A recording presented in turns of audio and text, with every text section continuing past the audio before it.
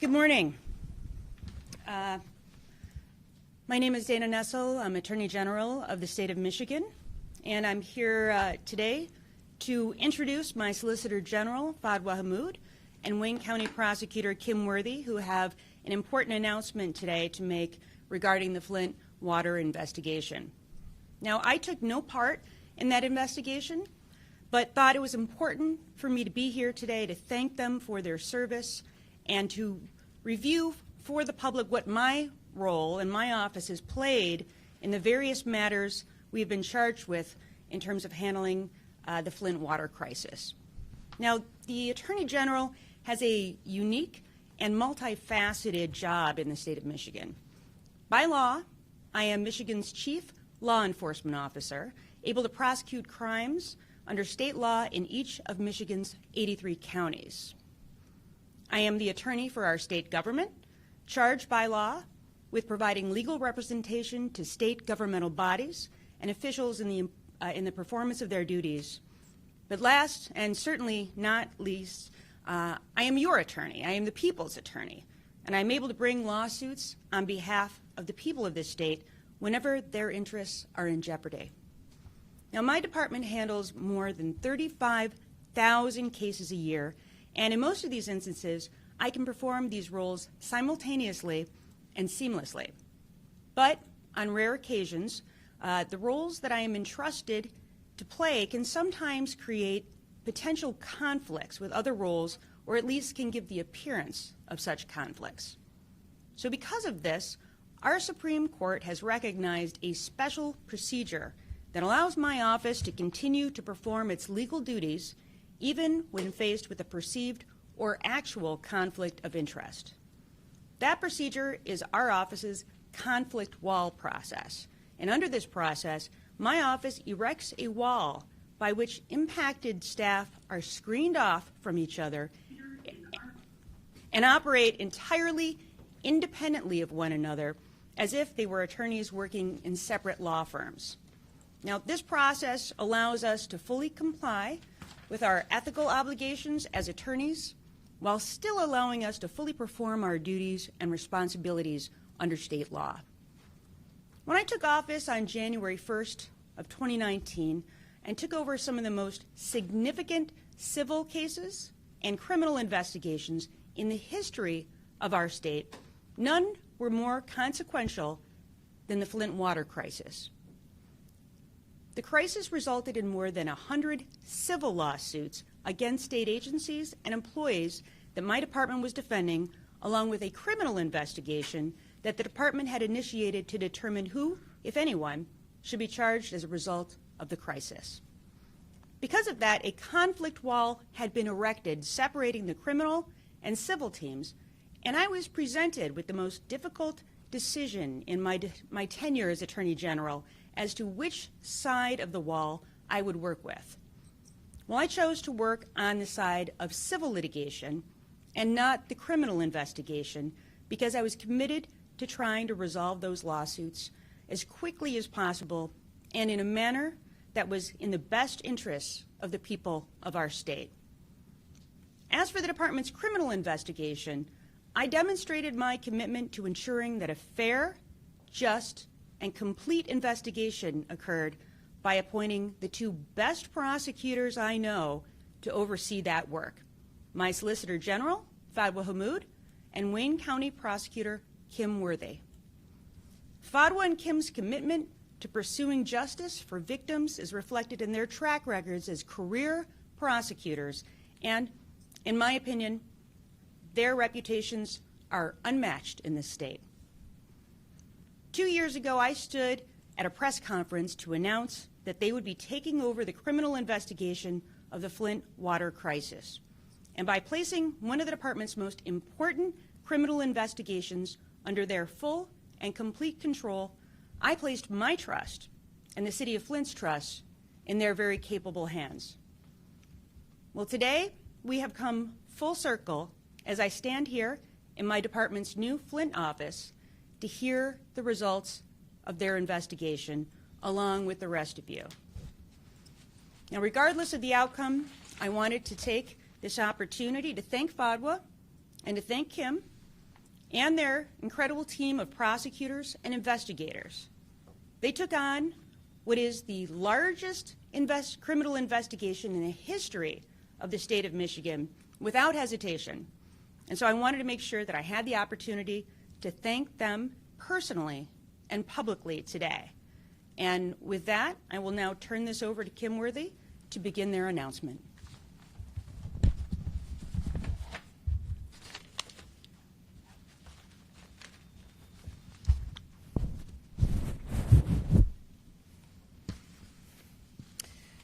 Thank you very much, Attorney Dana Nessel, and for placing your trust in FADWA, myself, and this entire team of veteran prosecutors and seasoned investigators.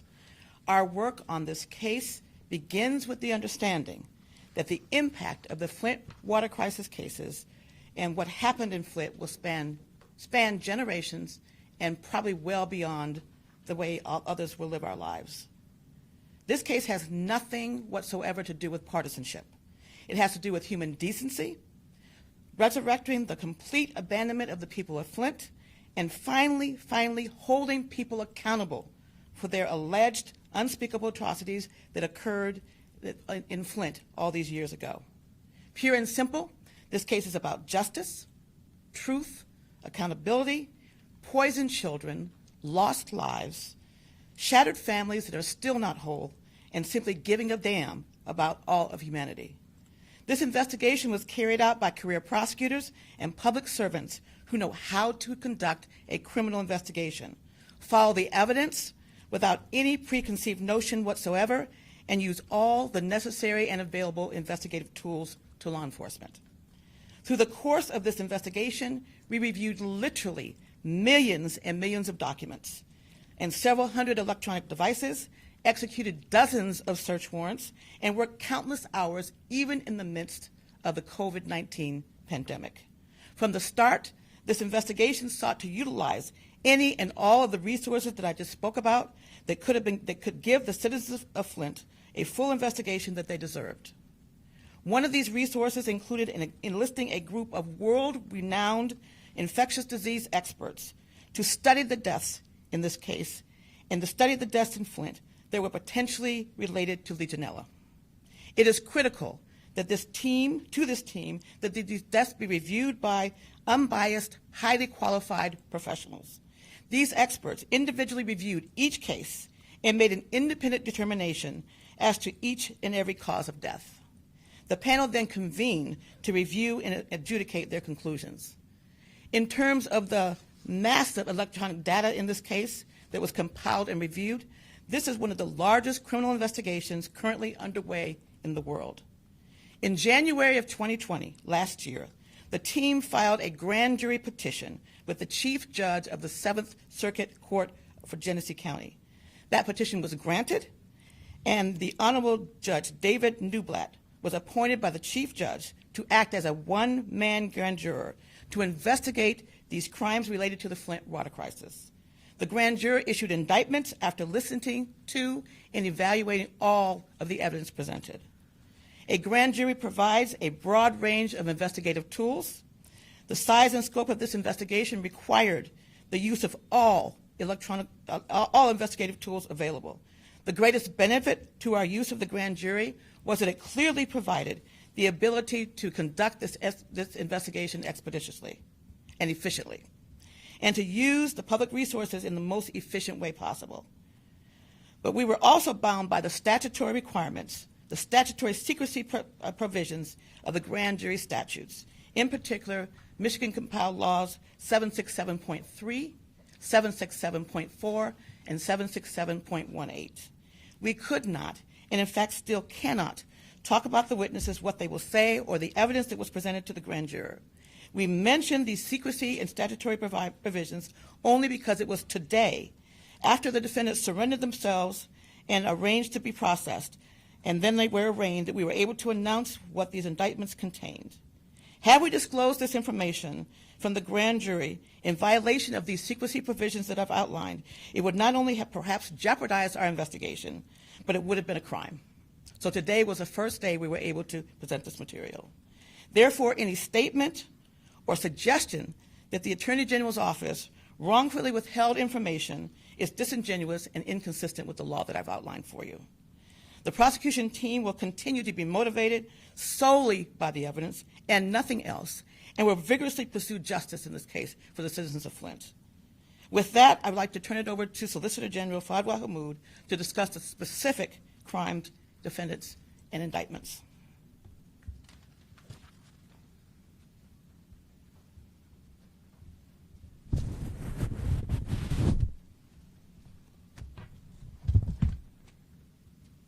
Thank you, Attorney General Nessel, for entrusting Prosecutor Worthy and I with leading this investigation. And thank you, Prosecutor Worthy, for your partnership and our team, including Special Assistant Attorney General Molly Kettler, who's also here with us today. Let me start by saying the Flint water crisis is not some relic of the past. At this very moment, the people of Flint continue to suffer from the categorical failure of public officials at all levels of government, who trampled upon their trust and evaded accountability for far too long. Government power is not granted as a blank check. It is borrowed by those who swear an oath to faithfully discharge their duties in service of the people. That is why we have specific laws governing the conduct of public officials. Because a seat in government comes with extraordinary powers and equally extraordinary responsibilities. When an entire city is victimized by the negligence and indifference of those in power, it deserves an uncompromising investigation that holds to account anyone who is criminally culpable. That is what all citizens in this state are entitled to, regardless of their zip code. And that is what we did. Our approach was simple. Where we believed the evidence would prove a criminal charge, we sought and obtained indictments for those crimes. Let me be clear. There are no velvet ropes in our criminal justice system. Nobody, no matter how powerful or well-connected, is above accountability when they commit a crime. And just as no one in this case was unfairly targeted, no one was given any special passes or privileges. Finally, we may never know all the names of those who had their lives and livelihoods destroyed by this man-made crisis. And although the criminal justice system alone cannot remedy all the suffering that every person endured, we took our part seriously, and we hope others will do the same to ensure that this never, ever happens again. I would now like to discuss the indictments. It is important to remind everyone that a criminal charge is merely an allegation, and a defendant is presumed innocent unless and until proven guilty. Further, I will provide a summary of the indictments. While I will provide that summary, I am not able to comment on the evidence that supports these indictments. This is because MCL 767.4a prohibits us from sharing any testimony, evidence, or information used in connection with the grand jury inquiry. The indictments are as follows. Nicholas Lyon, former director of MDHHS, is charged with 9 counts of involuntary manslaughter, for each a 15-year felony, and 1 count of willful neglect of duty, a 1-year misdemeanor, for his failures and grossly negligent performance of his legal duties while director of MDHHS to protect the health of the citizens of Michigan in accordance with the Public Health Code. Eden Wells, former chief medical executive, is charged with 9 counts of involuntary manslaughter, each a 15-year felony, and 1 count of willful neglect of duty, a 1-year misdemeanor, for her failures and grossly negligent performance of her legal duties while director of MDHHS to protect the citizens of Michigan in accordance with the Public Health Code. In addition, she is charged with 2 separate counts of misconduct in office, each a 5-year felony for 2 separate incidences of preventing or attempting to prevent the distribution of public health information about Legionnaire's disease in Genesee County. Nancy Peeler, former manager of the Early Childhood Health Section at MDHHS, is charged with 2 counts of misconduct in office, each a 5-year felony for concealing and later misrepresenting data related to elevated blood lead levels of children in the city of Flint, and 1 count of willful neglect of duty, a 1-year misdemeanor, for her failure to act upon information of those elevated blood lead levels. Gerald Ambrose, former finance director and state-appointed emergency manager of the city of Flint, is charged with 4 counts of misconduct in office, a 5-year felony for acts related to the city of Flint's finances, as well as Flint's water supply source. Darnell Early, former state-appointed emergency manager for the city of Flint, is charged with 3 counts of misconduct in office, each a 5-year felony for acts related to City of Flint's finances, as well as misinformation about the quality and safety of the Flint water supply. Howard Croft, former director of the Department of Public Works for the City of Flint, is charged with 2 counts of willful neglect of duty, each a 1-year misdemeanor, for willfully neglecting his duty to ensure the safety and quality of the Flint water supply. Richard Snyder, former governor of the state of Michigan, is charged with 2 counts of willful neglect of duty, each a 1-year misdemeanor, for willfully neglecting his mandatory legal duties under the Michigan Constitution and the Emergency Management Act, thereby failing to protect the health and safety of Flint's residents. Jared Agan, former director of communications and chief of staff of the Executive Office of Governor Snyder, is charged with 1 count of perjury, a 15-year felony, for giving false statements under oath. Richard Baird, former senior advisor and transformation manager in the Executive Office of Governor Snyder, is charged with 1 count of misconduct in office, a 5-year felony, by improperly using state resources and personnel, 1 count of perjury, a 15-year felony, for giving false statements under oath, 1 count of obstruction of justice, a 5-year felony, for attempting to interfere or influence ongoing legal proceedings related to the Flint water crisis, and 1 count of extortion, a 20-year felony, for threatening a state-appointed research team during their investigation into the source of the Legionnaire's disease outbreak in Genesee County. All defendants turned themselves in to the Genesee County Jail. They have been processed and have been arraigned on the charges. The arraignments were handled by Assistant Attorney General Bryant Oskowitz. Richard Snyder and Howard Croft were arraigned in 67th District Court by Judge Christopher Odette, and their next court date is January 19th before Judge Crawford. The remainder of the defendants were arraigned in the 7th Circuit Court by Judge Elizabeth Kelly, and their next court date is February 18th at 3 p.m., and no judge has been assigned at this time.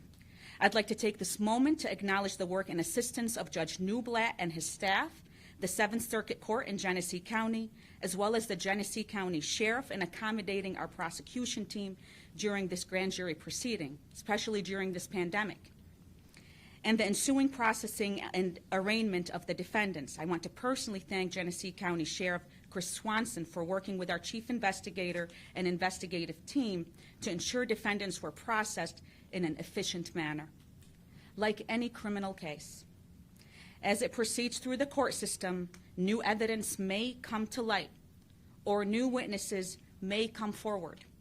So while our focus now is on prosecuting these cases, we won't neglect any need for further investigation. Let me end by thanking the people of Flint for their patience. And before we take questions, let me also thank the media for continuing to cover the Flint water crisis, and for respecting our legal limitations throughout this process. Thank you. Thank you, Solicitor General. We will begin with questions. The first question will be from Jordan Hermani at Gongwer.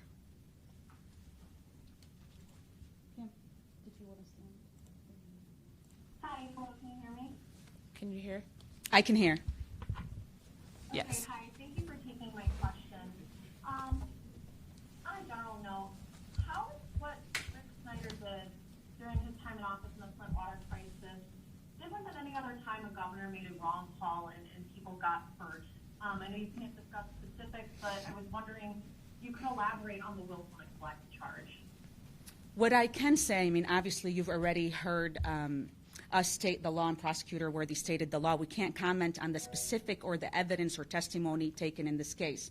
But what I can tell you is based on the evidence we charged because we believe that his willful neglect of duty amounted to a crime. Thank you. Next is Jonathan Oosting from Bridge.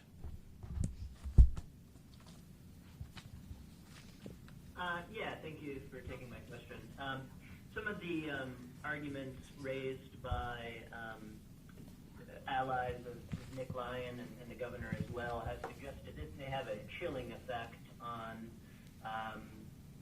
people serving in state government who need to make decisions on the fly. I'm wondering if you can comment on those sort of concerns from those people. Yes, that question was kind of addressed, but we've had how many governors for the state of Michigan, and this is the first one charged with 2 misdemeanors. This goes far beyond leading a large organization and someone in your organization makes a mistake or a failure to supervise. As the evidence comes out, it would be plain for everybody to see why, in fact, charges were absolutely necessary in this case. So it goes far beyond just failing to supervise or someone making a mistake on your staff. Far beyond. Thank you, Prosecutor Worthy. Next is Christiana Ford from WILX.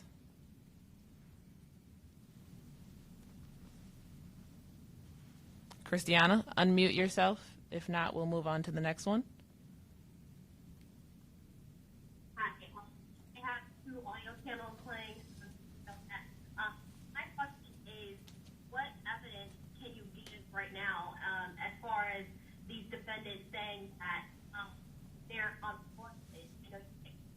into detail?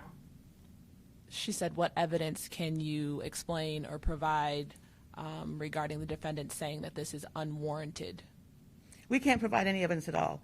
That's why we've read the statute a couple of times so that people will understand. Michigan is not generally a grand jury state, and some people may not be familiar, but there are specific statutes that deal with what we can and cannot talk about. And we simply cannot answer your question, I'm sorry, pursuant to statute. Thank you. Next is Eric Lloyd from 9 and 10 News.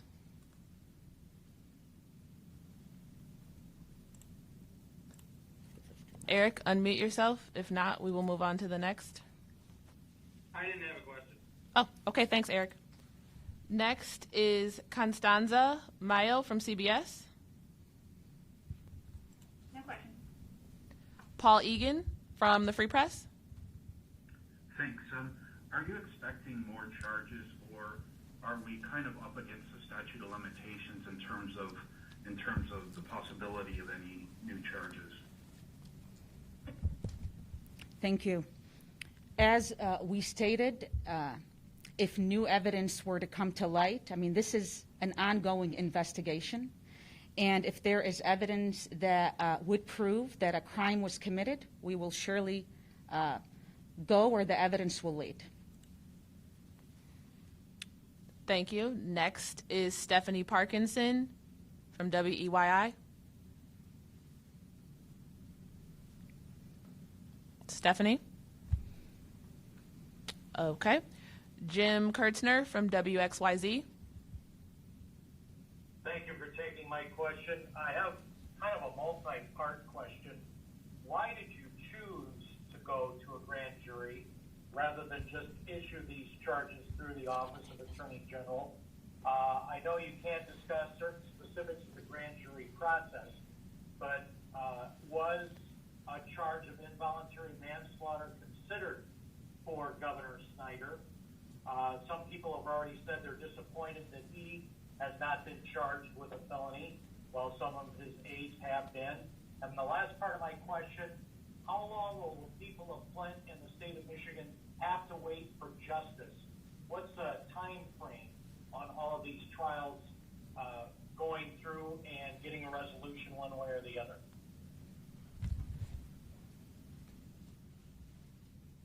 We felt that a grand jury was the most expeditious and efficient way to proceed for many reasons that we won't go into today. It'll become clear as this unfolds. I can't put a timestamp on how long this would all take. I know that the judges here in this county are committed to doing this as expeditiously and efficiently as they can. I do know that, of course, we all know that there's a pandemic, and that has chilled a lot of the trial work that's been going on all over the state. So that's really an impossible question to answer because of the pandemic. The third part of your question, I don't remember what it was. Was a charge of involuntary manslaughter on the table for the governor? Again, that would be commenting on what went on during the grand jury proceedings. Thank you, Prosecutor Worthy, and thanks, Jim. I just want to comment, say one My thing. apologies. Solicitor General would like to respond as well. I want to comment on the grand jury proceeding as well, to touch on what Prosecutor Worthy said.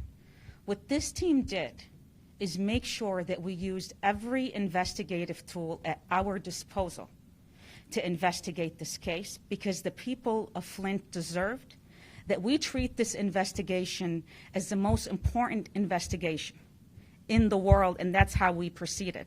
Grand jury is an investigative tool, and it's a process, as many of you know, the federal government uses it all the time. So this is not some uncommon process that is used in a criminal justice system, but it's also an investigative tool, and we believe that the citizens of Flint deserved for us to use every single investigative tool at our disposal. Thank you. Stephanie Parkinson, I hear that you fixed your issues from WEYI. Stephanie, are you there? All right, Dave Eggert from AP.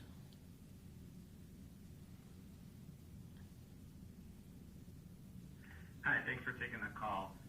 Wanted to follow up on something from earlier. I think it maybe was the first or second question. And this is along the same lines, but can you address the critics that essentially say the governor and other top members of his team made, bad policy decisions, but did not commit crimes? Why charge them with crimes? And does this cause any concerns for future governors? Even in the midst of a pandemic, there have been deaths, and some have blamed policy decisions, have pointed a finger at the Whitmer administration, for instance. Thank you, and I think that Prosecutor Worthy addressed this question. Listen, we are investigating crimes. Our approach was simple, where we believed crimes were committed under the law, and the evidence supported. We sought indictments, and we obtained those indictments on those criminal acts. Public officials are subject to the same laws as everybody else. Again, there are no velvet ropes in our criminal justice system. All right, next is Hank Winchester or Karen Drew from WDIV.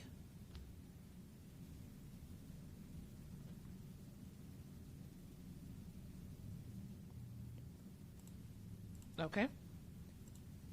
Next would be Kathy Gray.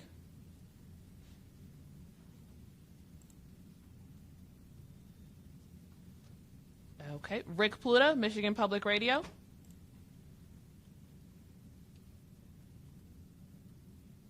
Okay, Chad Livengood from Cranes.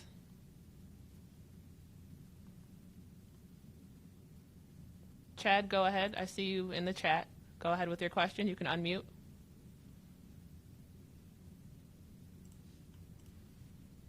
Sorry about that. Too many windows today. Yes, Solicitor General, in your comments you said that the Flint water crisis was a categorical failure of public officials at all levels of government. why is nobody from the Genesee County Health Department, who was perfectly capable of telling the public about a Legionnaires outbreak over a period of a year or more, why has nobody been charged from that department, and why has nobody from the EPA been charged? They too, along with the CDC, were informed of this Legionella outbreak and did not make it public either. Thank you for your question. I know that there are a lot of questions out there that would require us to comment on the evidence presented in the grand jury. And even though I can't directly answer your question, I can tell you this. We pursued a full and thorough investigation, and based on that investigation and the evidence that was presented to the grand juror, we received indictments on that. But what I can assure everybody, something that Prosecutor Worthy already touched on, we conducted a full and thorough investigation and followed the evidence in this case. Okay, Stephanie Parkinson, and then Ann Parrott from ABC 12 is following her.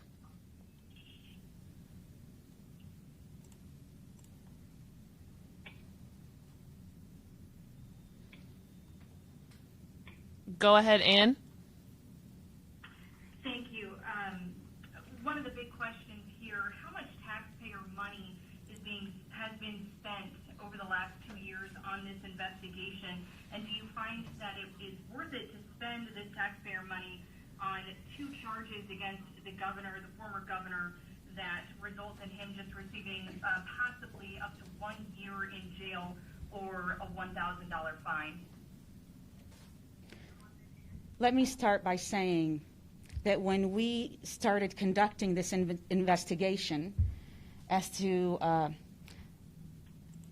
damaging effects on children that will follow them for generations to come, we didn't put a price tag or come in with a certain list of charges, whether they be misdemeanors or felonies, and proceed on that basis of what the charge is going to mean or how much it's going to cost.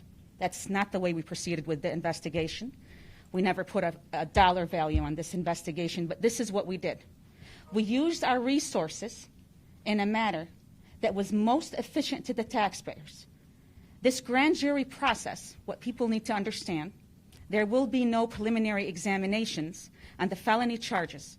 Those cases will go directly to circuit court. Furthermore, not only did Attorney General Nessel bring this in-house, instead of this being outsourced at private firm, what we did do with our resources is something that Prosecutor Worthy touched on, and that is we used those resources to also hire experts, world-renowned doctors in infectious disease, to help us in investigating the Flint water crisis, and made sure that we used every resource at our disposal to give them the investigation that they deserved. The other thing that's very important to point out about this, and we've talked about this in the past, it was not an outside lawyer that billed by the hour that did this case. This was done by seasoned prosecutors who are on salary and get the same salary whether they worked 40 hours a week, 80 hours a week, and many 90 hours a week. So there was no overtime. This was completely done by salaried, seasoned, veteran employees. So again, a very expeditious use of taxpayer dollars. Nobody was billing hours. We get the same salary throughout. Thank you, Prosecutor Worthy. We've got time for just a couple more questions. Craig Mauger from the Detroit News.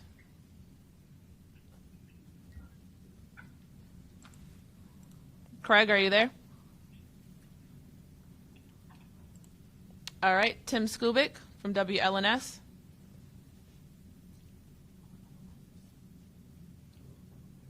Aaron Einhorn from NBC News.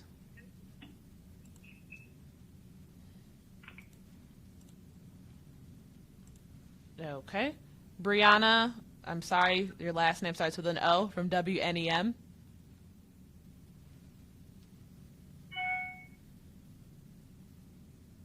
Leonard Fleming, Detroit News.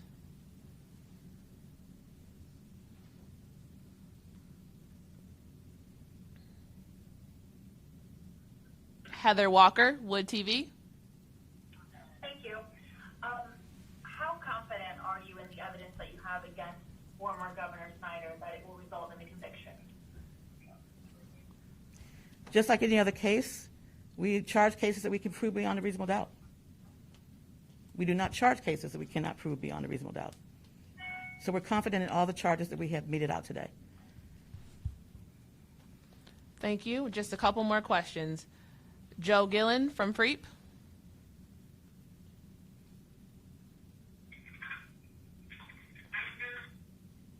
I'm sorry?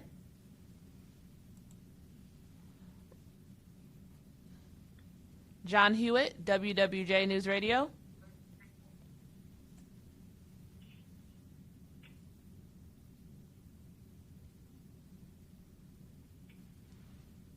Okay. Well, we would go back to Jim Kurtzner for his follow-up question, and then we will have time for one more question.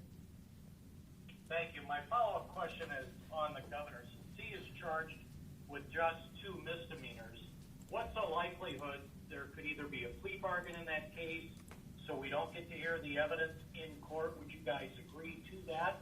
Or do you want, since he is the high-profile defendant here, do you want his case to play out in court where everybody can see the evidence and understand it for themselves?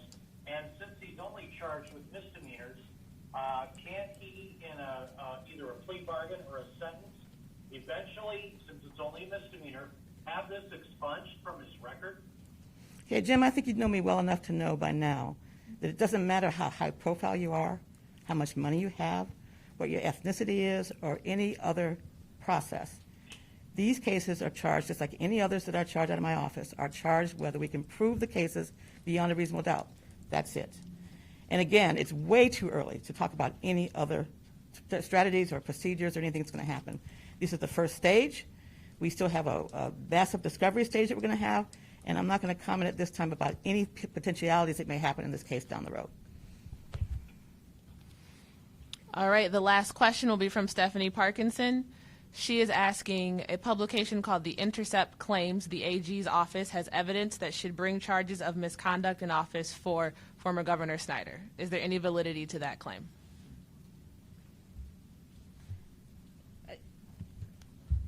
Again, like we've stated before, we followed the evidence in this case and asked for indictments on that evidence in court. And other than that, I can't comment on anything else that came out during the grand jury testimony. Thank you, Solicitor General, and Thank thank you. you everyone for tuning in. Have a great day. Thank you.